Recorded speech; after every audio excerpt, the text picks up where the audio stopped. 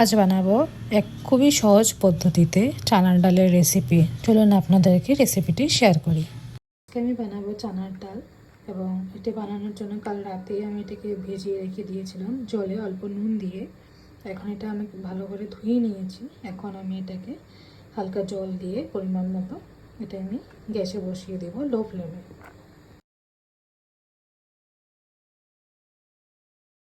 ডাল থেকে ফেনা উঠে এলে এগুলোকে আমি ফেলে নিয়ে আমি কিছুক্ষণ ঢাকা দিয়ে নেব যেন ডালটি ভালো করে সেদ্ধ হয়ে যায়।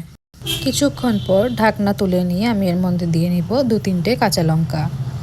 মশলার জন্য আমি নিয়ে নিব একটি প্লেটের মধ্যে একটু গরম জল নিয়ে এর মধ্যে আমি দিয়ে নিয়েছি আদা কুচি, অল্প পরিমাণে জিরে গুঁড়ো, এরপর কাশ্মীরি লঙ্কার গুঁড়ো ও অল্প পরিমাণে হলুদের গুঁড়ো।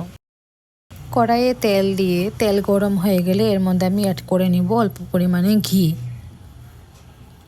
ঘিটি ভালো করে গরম হয়ে গেলে এর মধ্যে আমি দিয়ে নিব কিছু শুকনো লঙ্কা। এগুলোকে ভেজে নিয়ে এরপর দিয়ে নিব আমি কটা তেজপাতা। এরপর আমি দিয়ে নেব 2-3টে এলাচ ও গোটা জিরে ও সাথে 2-3টি লবঙ্গ।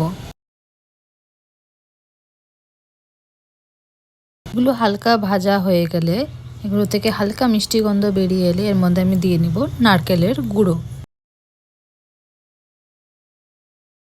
এবার সবগুলো হালকা লাল করে ভেজে নিয়ে এর মধ্যে আমি ভিজিয়ে রাখা মশলাগুলো দিয়ে নেব।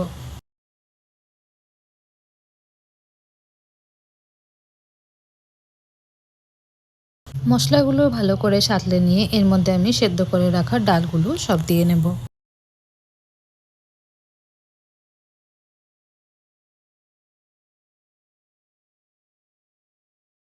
কিছুক্ষণ নেড়ে চেড়ে নিয়ে এর স্বাদটি ব্যালেন্স হওয়ার জন্য আমি অল্প পরিমাণে চিনি দিয়ে নেব।